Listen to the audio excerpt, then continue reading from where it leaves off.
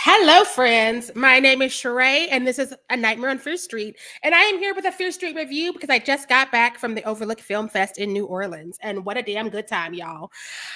Today, I'm going to talk to you about a movie called In a Violent Nature. It's going to have a limited theatrical release May 31st, so I'm going to keep it as spoiler-free as possible. If you want to know nothing like I do, I would still hit stop, but I'm not going to get into the nitty-gritty and the bloody details. I'm going to give you some generalizations, and some overall feels and themes. That's what we're going to do here today. Got it? Good. Let's go. The synopsis for In a Violent Nature, for those of you who are new to this. When a locket is removed from a collapsed fire tower in the woods that entombs the rotten corpse of Johnny, a vengeful spirit spurred on by a horrific 60-year-old crime, his body is resurrected and becomes hell-bent on retrieving it. The undead golem hones in on a group of vacationing teens responsible for the theft and proceeds to methodically slaughter them one by one in his mission to get it back, along with anyone in his way. Okay, so first up, this Canadian slasher is told from the serial killer's perspective, which I think is fun. We don't always see that in our genre. I'm a slasher girl. It's how I unwind. And so I thought that this was fun, and I wish we saw this more often. It also just lends itself to so much fucking humor because we have all seen the slashers. We've all seen them do the wrong things and make the wrong choices. And so watching this person sort of move to pick them off while they're doing the worst things possible to survive. I cackled so many times. I just found it hysterical and funny.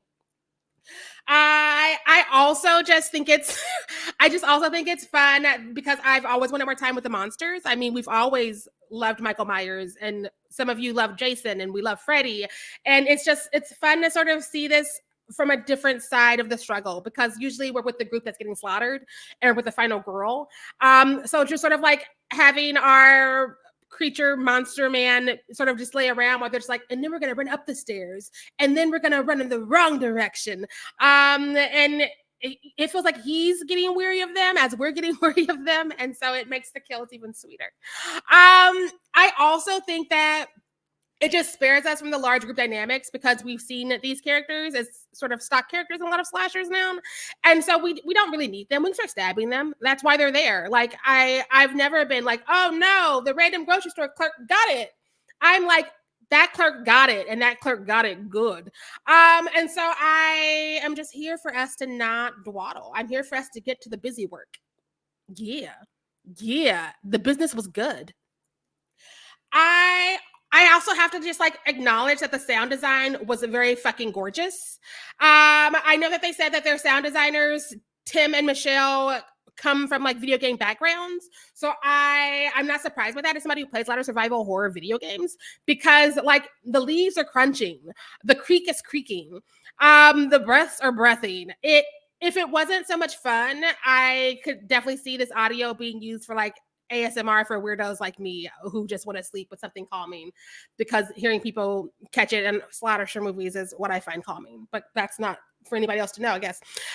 While we're here talking about these kills, the kills are bloody and gory and creative. Our man is about business. Johnny is not fucking around. I cannot ruin anything for you, but we have some kills that I think are going to be fighting for best kills of the year when it's all said and done. There's one, every time I thought it was done, he did something else, and then he did something else, and then he did something else, and it kept going. It was like the gift that kept giving. When you see it, you'll know what I'm talking about, but I'm not going to ruin that for you because I definitely had my jaw drop to hell when I saw it, and I think everybody else should too. I also just think that some of the kills are fucking funny because, again, we're getting it from a different perspective. We're seeing someone who is just doing the good work, as people are kind of in his way, and he has to clear them out of the way. Justice for Johnny. Hashtag that. I'm going to get merch. I also have to just go ahead and know that most of my critiques and notes are really fucking small for this movie.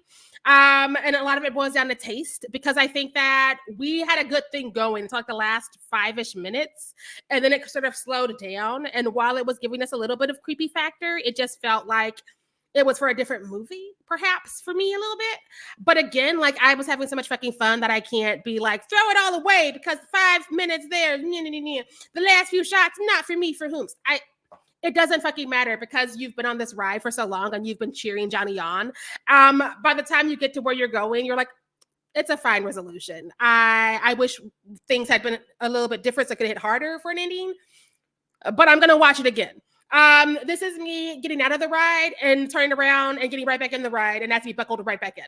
I am cutting the kids. I am cutting the people in line. I want to go again.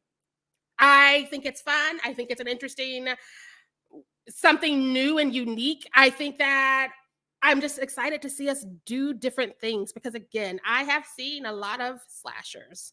I have seen so many slashers.